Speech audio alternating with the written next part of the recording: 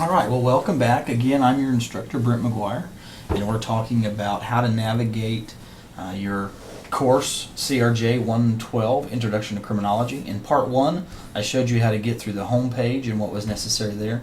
In this one, we're going to get into the course content. So if we click on the course content tab there, you'll start to see a lot of information show up there, and this is what we're going to be covering during this week. The first thing I want to start with is this very first folder here that's titled Important. Read this first. And it's because there's a lot of information you need to know before you get into the weekly folders. So when you go in there, you're going to see several different things. Starting with this part, the welcome, you're going to see again a brief overview and contact information, as well as about 9 or 10 different things that are important for you to know as you move forward in this class, again, to help you be successful. The next portion there are tips for success, not only in this online course, but other ones that you take as well. So take a look at this to help you be as successful as you can.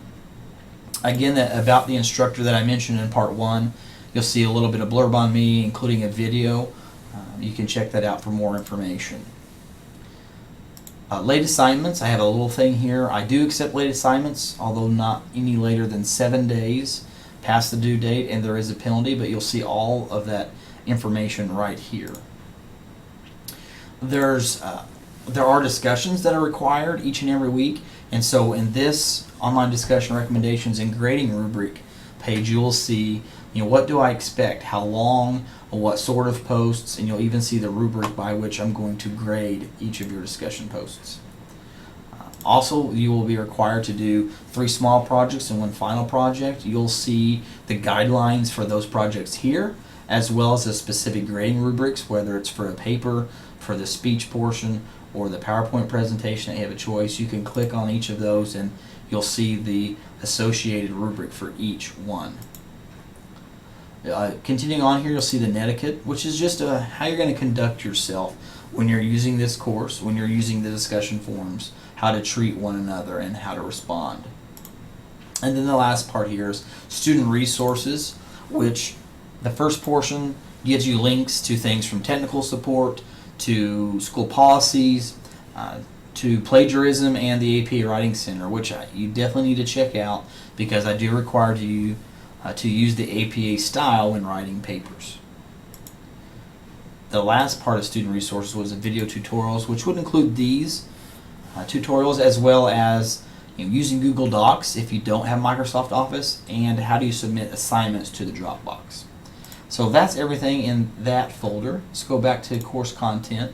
You'll see there's a student lounge, and this is a discussion forum that is not graded. It's just for general discussion, general questions related to the course, from how do you access this or how do you do that, or it could be just for chatting with your other students in the course about a football game or some other event.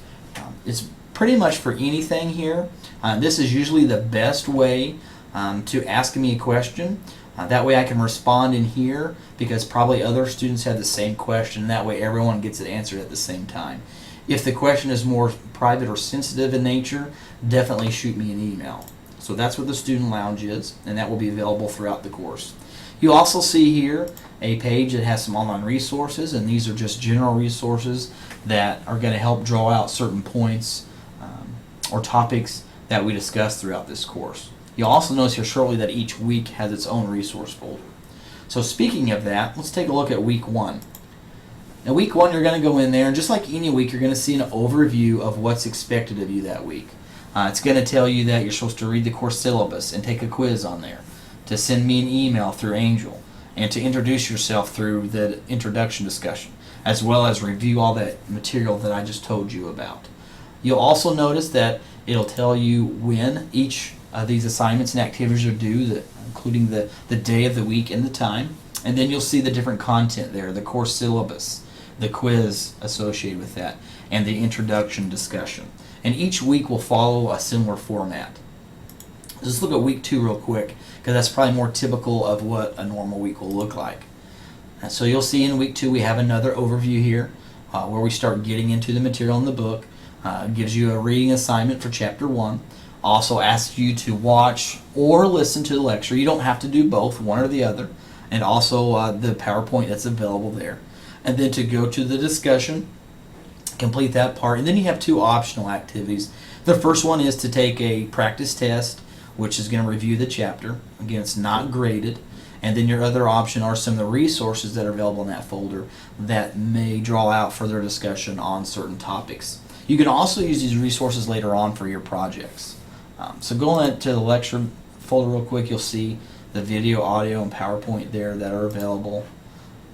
The discussion there each week is going to tell you, what are the standards, what do I expect, what are the rules regarding that, and you'll always have two discussion questions or set of questions that you can choose from to respond. You don't have to respond to both, but you have to choose at least one to post to. And then again, the Chapter 1 review, and you'll see the resources again. So that's kind of how the weekly folders look. Now I mentioned that there were some projects, and you'll see here each project will actually have its own folder. So let's look at Project 1 real quick. And what it does is it gives you the options that you have. You can either write a paper, do a PowerPoint presentation, or do a video or audio speech. And then it also tells you what topics you can choose from for that project. And then the last part here is, how do you properly name that file and submit it to the Dropbox, which is at the bottom of this portion. There are several exams throughout the course, and the first one you'll find will be exam number 1. It's in week 4, and it's over chapters 1 through 3. Now the exams, they are graded, and there are 3 regular exams plus a final exam. Again, all this is listed in your course. It's all listed in all the information here, but I did want to point that out to you. So you'll see there as you go down through here that each week has its folder, each project has its folder. Again, if you do have any questions, don't hesitate to send me an email. So with that being said, I look forward to interacting with you and speaking with you throughout the course.